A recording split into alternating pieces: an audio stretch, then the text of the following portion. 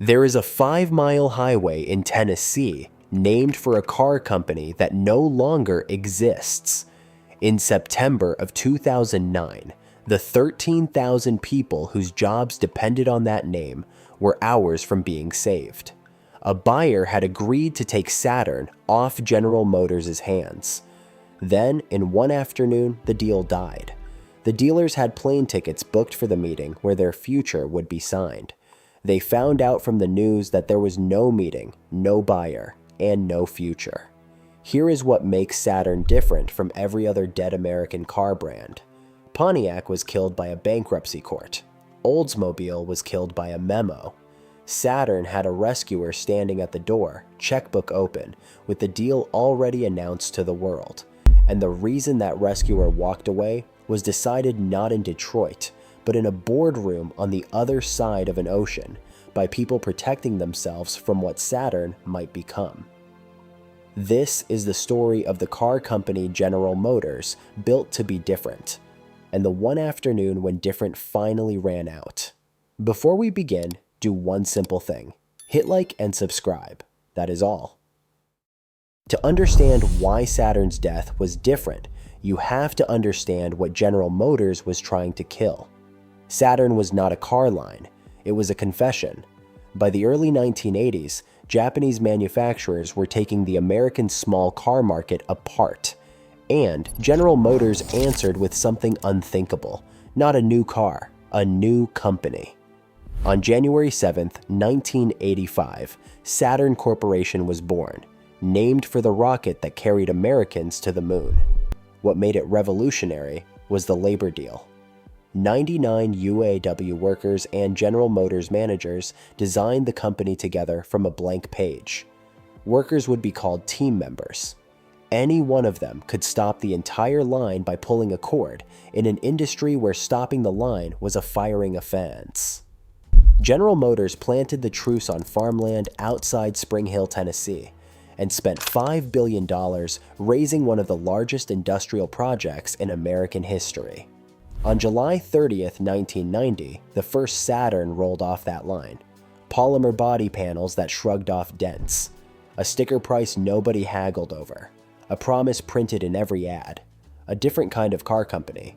But from the beginning, two cracks ran under the foundation. Saturn never came close to the 500,000 cars a year it was promised to sell.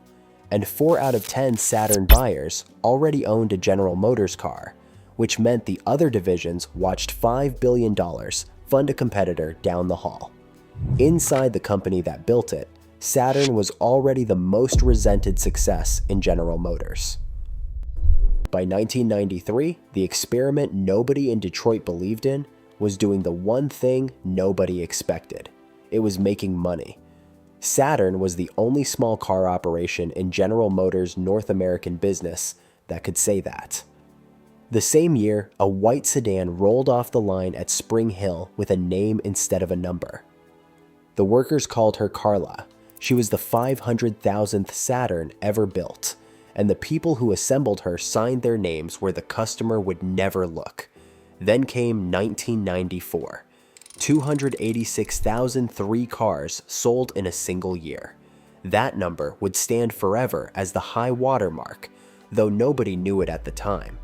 Surveys that year put Saturn's sales satisfaction ahead of Lexus and Infiniti, luxury brands charging 3 times the price. A $12,000 plastic sedan from Tennessee was beating luxury cars at the only thing that matters: how the customer felt. If you ever walked into a Saturn showroom in those years, you remember why. Nobody chased you across the floor. The price on the window was the price. The salespeople earned a salary, not a commission.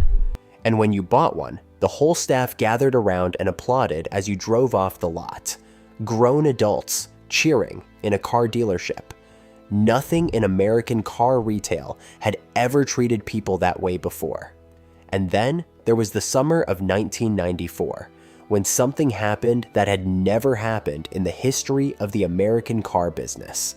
Saturn invited its customers to Tennessee, and they came. Tens of thousands of people, by most accounts more than 40,000, drove their own Saturns from every corner of the country to Spring Hill, to camp in fields beside the factory where their cars were born. These were not collectors. These were school teachers and nurses and retirees who owned $12,000 commuter sedans. No brand in America had that. This was the peak. A profitable company. A loyal army. A brand that made Americans feel good about buying an American small car again. But 600 miles north, on the upper floors of the General Motors building, nobody saw a movement. They saw a line item. A small division consuming billions, missing its volume targets. From up there, 40,000 people camping in a field did not look like the future. It looked like a cost center throwing itself a party. And what Detroit decided to do about that ended on the September afternoon this story opened with. So, return to 2009. General Motors was in bankruptcy, and Washington's task force had ordered it to shrink to 4 core brands. Saturn was not on the list, but on June 5th, the brand was handed a miracle. General Motors announced that Roger Penske, the racing legend turned dealer giant, had agreed to buy Saturn. He did not want the factories. He wanted the name, the 350 dealerships, and the loyal customers, and he would pay other companies to build the cars. The dealers, who had spent months waiting to die, suddenly had a living future. The manufacturing partner Penske chose was Renault, the French automaker. On September 30th, the Renault board met to approve the arrangement, and inside that boardroom, Saturn's fate was sealed. Renault's alliance partner was Nissan, and Nissan had no interest in resurrecting an American brand created, from its very first day, to take customers away from Japanese companies. The board said no. Penske, left with no cars to sell, terminated the purchase that same afternoon. The brand died of the one thing it was designed to cause: Japanese fear of Saturn. That evening, GM announced Saturn would be wound down for good. The dealers who had booked flights to meet their new owner unpacked their bags and began planning liquidation sales instead. But Roger Penske was not trying to save a healthy company. He was bidding on a shell, and the hollowing began with one decision almost nobody noticed. One decision changed everything, and it happened in 2004. That June, General Motors and the National UAW dissolved the labor agreement that had made Spring Hill unlike any other factory in America. On paper, it was an administrative change. In reality, it was a death certificate signed 5 years early. From that day forward, Saturn was legally, structurally, and culturally just another GM plant. The man presiding over that erasure was Rick Wagoner, a Harvard finance man who had risen through GM's treasurer's office and by 2000 ran the entire corporation. He did not build Saturn and he did not sign its death notice, but the years in between belonged to him. The logic was simple. Saturn lost money. Every dollar keeping it separate was a dollar the spreadsheet could not justify. So the separateness was removed piece by piece. The customers could see it on the showroom floor. The S-Series went 11 years with no real replacement. 11 years. Loyal owners came back to trade in, found the car they already had, and bought a Toyota instead. Then the product stopped being Saturns at all. Rebadged vans. An Opel shipped from Belgium with a Saturn badge glued on. And in 2007, the polymer panels disappeared entirely, engineered out to save cost. What remained was a sales channel wearing the corpse of an idea. The cruelest part is that the last Saturns were actually good. The Aura won North American Car of the Year. They arrived 10 years after the customers gave up waiting. For Spring Hill, the end came in stages. Saturn production in Tennessee stopped in 2007 when the plant was retooled for a Chevrolet. And in June of 2009, even as Penske's lawyers negotiated the rescue, the roughly 2,500 remaining workers at a plant that once employed 7,000 were told the factory would go idle before Thanksgiving. Men and women who had moved their families to Tennessee a generation earlier to build a different kind of car company were offered buyouts, transfers to plants in other states, or nothing. To be fair to the men on the 14th floor, the arithmetic was real. Saturn turned a profit in 1 year of its existence, and analysts put General Motors' losses in the billions. On a spreadsheet, killing Saturn was the easiest decision in the building. But nobody at Spring Hill got to live on a spreadsheet. They lived in houses bought on Saturn wages, and the spreadsheet did not offer to make their mortgage payments. Here is what should stay with you. Another General Motors brand stood on the same trapdoor that year and walked away alive. Buick sold barely 100,000 cars in America in 2009, but Buick sold nearly 450,000 cars in China, and General Motors could not abandon in America a name it was printing money with in Shanghai. Nobody fought that hard for Saturn.